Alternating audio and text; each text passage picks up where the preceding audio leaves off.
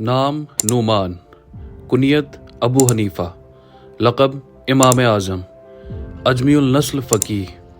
دور صحابہ کا اختتامی مرحلہ تھا۔ خیر القرون کی دوسری سٹیج شروع ہو چکی تھی۔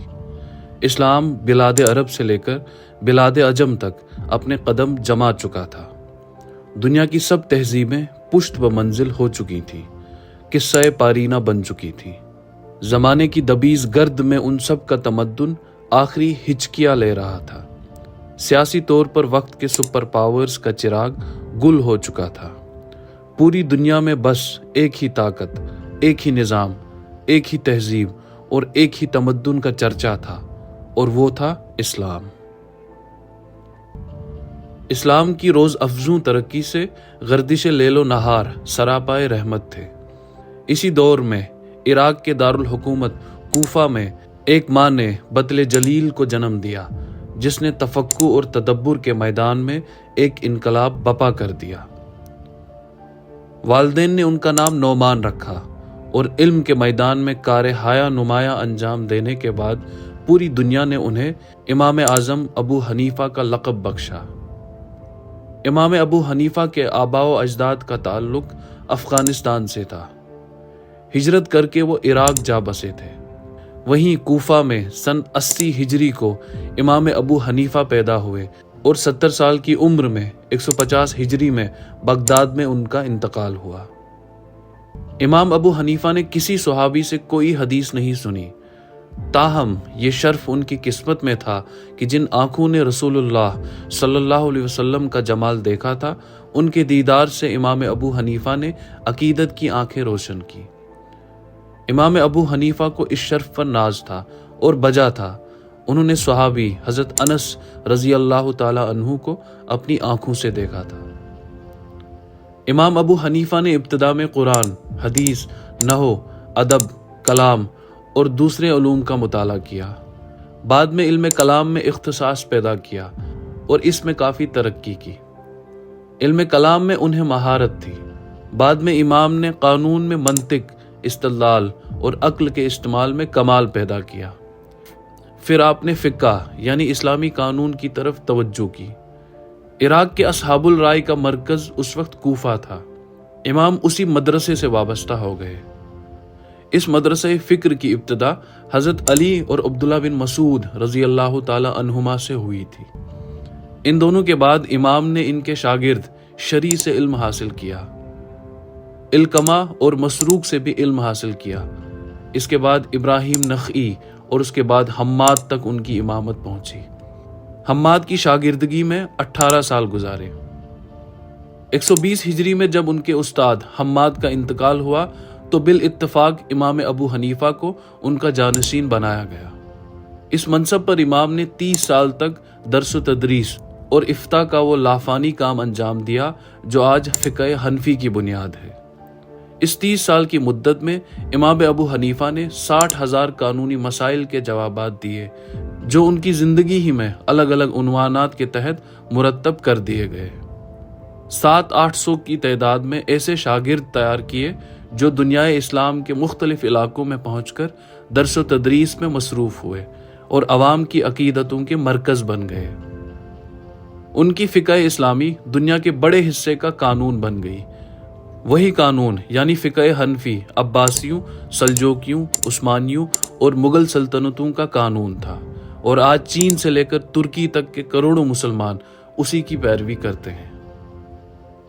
معاش کے طور پر امام ابو حنیفہ نے اپنا آبائی پیشہ تجارت ہی اختیار کیا۔ کوفہ میں وہ کپڑے کی تجارت کرتے تھے۔ ان کا اپنا ایک کپڑوں کا کارخانہ تھا۔ ان کا مال کوفہ کے علاوہ دور دراز تک جاتا تھا۔ لوگوں کا ان کی تجارت پر اتنا اعتماد تھا کہ لوگ اپنے پیسے ان کی تجارت میں انویسٹ کرتے تھے۔ لوگ ان کے پاس امانتیں جمع کراتے تھے۔ ان کی وفات پر 5 کروڑ درہم کی امانتیں ان کے پاس جمع تھیں۔ تجارتی معاملات کے متعلق اس وسیع تجربے نے ان کے اندر قانون کے بہت بڑے شعبوں میں وہ بصیرت پیدا کر دی تھی جو صرف علمی حیثیت سے قانون جاننے والوں کے نصیب میں ہوتی ہے۔ امام اعظم اپنی ساری علمی زندگی کے دوران میں مکالمے پر یقین رکھتے تھے۔ ان کے اسٹوڈنٹس ہر زیر بحث مسئلے میں ان سے بہت تفصیلی بحث مباحثہ کرتے تھے۔ بعض مسائل پر کئی دن بحث جاری رہتی تھی اور اس کے بعد کہیں جا کر کسی رائے پر اتفاق ہو جاتا تھا۔ ان کی محفل میں ہر رائے، موقف اور نقطۂ نظر کو ٹھنڈے دل سے سنا جاتا تھا اور تنقید کو خندہ پیشانی سے برداشت کیا جاتا تھا۔ امام صاحب نے کبھی بھی اپنی کسی رائے کو حرف آخر نہیں کہا۔ آپ فرمایا کرتے تھے، یہ ہماری رائے ہے، اتنی بات ہمارے بس میں تھی، جو کوئی بھی ہم سے بہتر قول لائے گا اس کی بات صحت سے زیادہ قریب ہوگی۔ دنیا کا غالب حصہ آپ کے اجتہادی مسائل کا پیرو ہے۔ بعض معتقدین نے جوش اعتقاد میں امام صاحب کی ایسی افسانوی تصویر کھینچی ہے جس سے ان کی اصلی صورت پہچانی نہیں جاتی اور ایک عبقری کی شخصیت مضحکہ خیز بن جاتی ہے۔ مثلا 30 برس تک روزے رکھنا، تورات میں آپ کی بشارت کا موجود ہونا، 40 سال تک عشاء کے وضو سے فجر کی نماز پڑھنا، یہ سب افسانے ہیں اور ان کا حقیقت سے کوئی تعلق نہیں۔ امام ابو حنیفہ سنت اور حدیث کے درمیان میں فرق کرتے تھے۔ امام صاحب کا نقطہ نظر یہ تھا کہ جس بات پر حضور اور صحابہ کرام نے مسلسل عمل کیا ہے اس پر ابھی تک سارے عالم اسلام میں عمل جاری ہے، لہٰذا یہی عمل اجماع کا سب سے بڑا ثبوت ہے۔ امام ابو حنیفہ احادیث کے متعلق نہایت متوازن نقطۂ نظر رکھتے تھے۔ وہ اخبار احاد کو قرآن و سنت اور عقل عام کی روشنی میں دیکھتے تھے اور یہ بھی دیکھتے تھے کہ آیا حضور نے کوئی بات بحیثیت پیغمبر کہی ہے اور یا پھر بحیثیت حکمران یا قاضی یا انسان ہونے کے ناطے سے کہی ہے۔ امام صاحب کے نزدیک یہ ممکن نہیں تھا کہ کوئی حدیث قرآن مجید یا عقل عام کے تقاضوں کے خلاف ہو۔ امام صاحب دین کے معاملے میں کامن سینس پر یقین رکھتے تھے۔ امام ابو حنیفہ پر یہ اعتراض کیا جاتا تھا کہ آپ قیاس کے مقابلے میں حدیث کو چھوڑ دیتے ہیں۔ یہ اعتراض صحیح نہیں ہے۔ کسی بھی حدیث سے کوئی حکم مستنبط کرتے وقت یہ دیکھنا ضروری ہے کہ اس کا سیاق و سباق کیا تھا۔ یہ بات حضور صلی اللہ علیہ وسلم نے کون سے وقت میں ارشاد فرمائی تھی؟ کیا اس وقت کوئی مخصوص صورتحال تو نہیں بنی ہوگی؟ روایت اتنی مختصر ہے کہ روایت سے ان سب امور کا پتہ چل سکتا ہے یا نہیں۔ امام صاحب نے مختلف معاملات میں قیاس کو اس وجہ سے ترجیح دی ہے کہ قیاس کی بنیاد قرآن مجید اور عقل و فطرت کے مسلمہ اصولوں پر ہوتی ہے۔ امام صاحب نے دین کی تحقیق میں مکالمے کا رواج ڈالا تھا۔ آج وہ رواج شجر ممنوعہ بن چکا ہے۔ المیہ یہ ہے کہ امام ابو حنیفہ ہی کے پیروکاروں نے بعد میں فقہ حنفی کی ہر بات کو حرف آخر قرار دے کر تقلید کا ڈول ڈالا۔ اہم مسائل پر ایک دفعہ پھر سنجیدہ مکالمہ شروع ہونا چاہیے۔ دین قیامت تک کے لیے ہے اور بدلتے زمانے کے تقاضوں کو ایڈریس کرنے کے لیے اس ڈائیلاگ کی ضرورت ہمیشہ رہے گی جس کا اسلام متقاضی ہے اور امام اعظم جس پر عمل پیرا تھے۔ اسی طرح مختلف مسالک آپس میں ایک دوسرے کے قریب آ سکیں گے۔ اس وقت صورتحال یہ ہے کہ عالم اسلام کم از کم 6 ناقابل عبور حصوں میں تقسیم ہو چکا ہے، جن کے درمیان مناظرہ و مجادلہ تو موجود ہے مگر مکالمہ نہیں ہے۔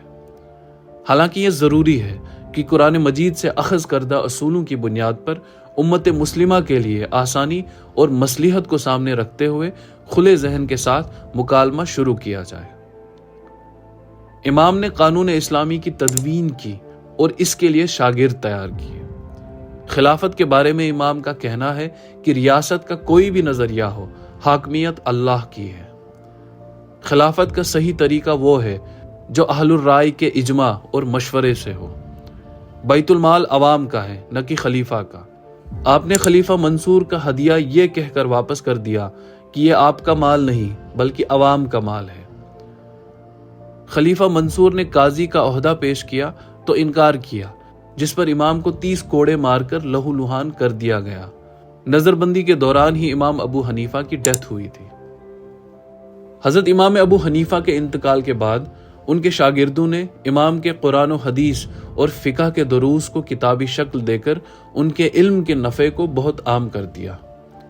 خاص کر جب آپ کے شاگرد قاضی ابو یوسف عباسی حکومت میں قاضی القضاء کے عہدے پر فائز ہوئے تو انہوں نے قرآن و حدیث کی روشنی میں امام ابو حنیفہ کے فیصلوں سے حکومتی سطح پر عوام کو متعارف کرایا، جس کی وجہ سے چند ہی سالوں میں فقہ حنفی دنیا کے کونے کونے میں رائج ہو گئی اور اس کے بعد یہ سلسلہ برابر جاری رہا، حتیٰ کہ عباسی اور عثمانی حکومت میں فقہ حنفی کو سرکاری حیثیت دی گئی۔